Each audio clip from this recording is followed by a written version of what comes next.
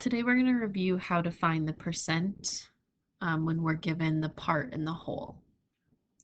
So remember, when we're missing a percent, these are the ones where we write a fraction. So we write the part and the whole as a fraction.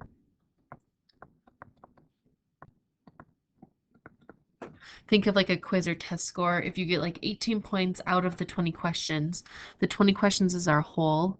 Our whole always goes on the bottom. And our part goes on the top. So you got 18 correct, so it'd be 18 out of 20. Whereas like our part's on the top and our whole is on the bottom. Then we are going to either multiply to get it to be a fraction out of 100, an equivalent fraction out of 100.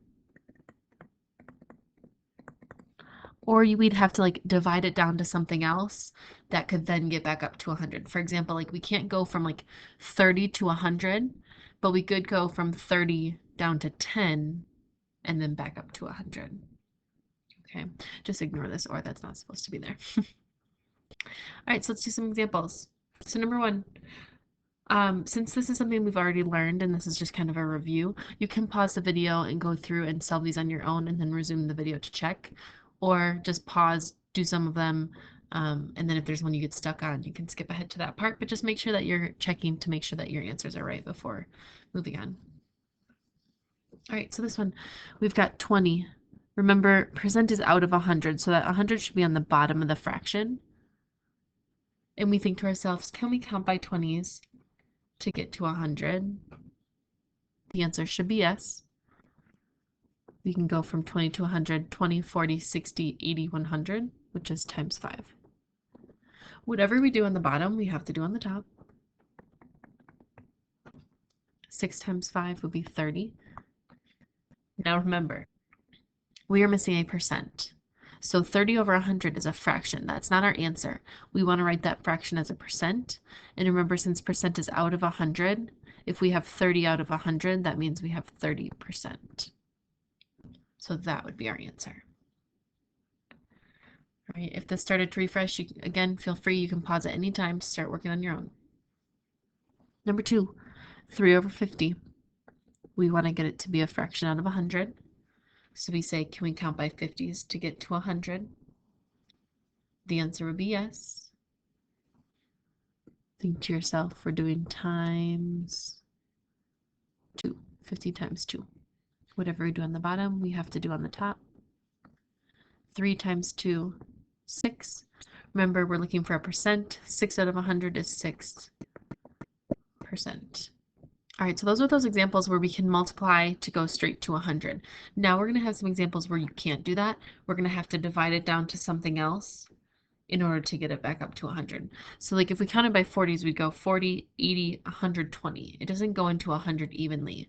So we have to get 40 down to a different number that we could then get back up to 100. Okay. There's many different ways we could do this. Honestly, we could get 40 down to 10. We could get 40 down. No, we couldn't get it down to 5 because we divide by 8, and 12 can't be divided by 8. We could get it down to 20 divided by 2 divided by 2. Just know that like whatever you divide by, you have to be able to divide the bottom number and the top number by. So if I got it down to 10, that would be dividing by 4 because 10 fits into 40 4 times. And I can do 12 divided by 4. If this number up here was like 15, then we wouldn't be able to divide by 4 because 15 can't be divided by 4. Okay, so 12 divided by 4 is 3. Now we are not done. Now we have 3 over 10, which just gives us an easier problem to solve because we can go from 10 to 100. 10 times 10. Do the same thing on the top. 3 times 10 would give us 30. Now remember, our answer is not 30 over 100. Our answer gets turned into a percent, so 30%. All right. Go ahead, pause the video, try. Whoa, those are two number 3s. Okay. Try the second number 3 on your own, and then resume the video to check your answer. All right, so you should have already tried this on your own. At least played around with it a little bit. Okay, 80 cannot go straight to 100, so we have to get 80 down to a number that we can then get back up to 100. There's many different ways we could do this, so if you didn't do it exactly how I'm going to do it, that's okay. Just make sure that we end up at the same answer at the end. So I would get 80 down to 10. I think going down to 10 is the easiest thing to do, and that would divide 80 by 8. And I know that I can divide 16 by 8. I could have also gotten 80 down to 20 by dividing it by 4, because 20 can go to 100. Like I said, there's so many different ways that we can do that. But if we go down to 10, divide by 8, we would go 16 divided by 8, which is 2. Then we have to go up to 100 times 10.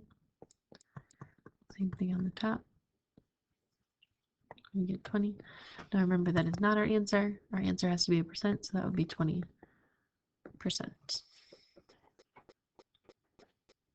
Okay, so when we're finding a percent, we just make it into a fraction, somehow get that fraction out of 100, because then whatever our numerator is, whatever that top number is going to be our percent.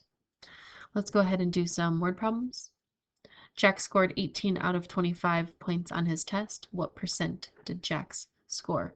First step here is to write that fraction. So pause the video and set up that fraction with the part on the top and the hole on the bottom, and then resume the video once you have that done.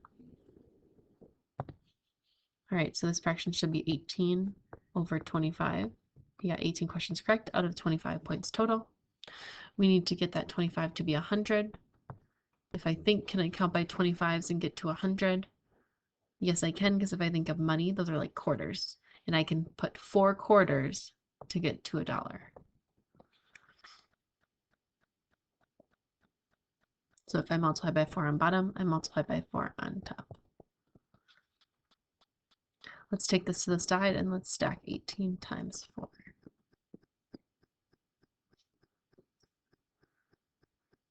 Start multiplying that 4 times 8.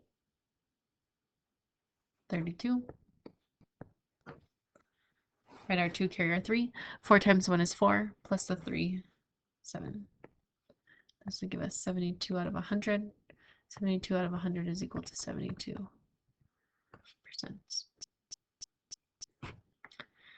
Number 5 is just going to add an extra. Oh, no, it's not. Oh, I'm going to have to add something to this. Okay, hang on. All right, so number 5. On a science test, there were 15 questions on earthquakes out of 25 questions total. What percent of questions were about earthquakes? So we want to know what percent is earthquakes. So we need earthquakes over the total number of questions. There were 15 about earthquakes out of 25 total. Like I did in the last example, I can count by 25s to get to 100. That would be times 4. So I would do the same thing on the top. I would take my 15 multiplied by 4. 4 times 5 is 20. Write my 0, carry my 2. 4 times 1 is 4, plus 2, 6. This would give us 60 over 100. 60 over 100 is equal to 60%. Now here's what I want to add on to this question, okay, because you'll have something like this on your homework, and on maybe on your test. So if I were to ask you what percent of questions were not about earthquakes, okay, so we know that 60% were about earthquakes.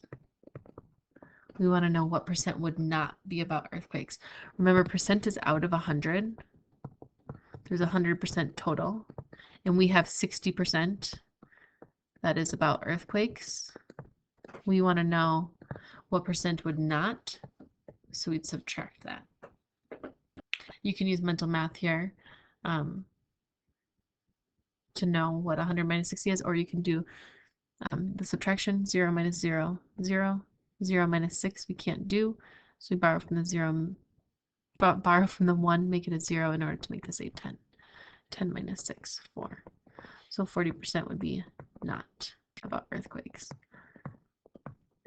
Now this question didn't ask that, but I just wanted to add it on so that if you get a problem like that on your homework or on the test, you remember how to do those ones. All right, and that's it for today.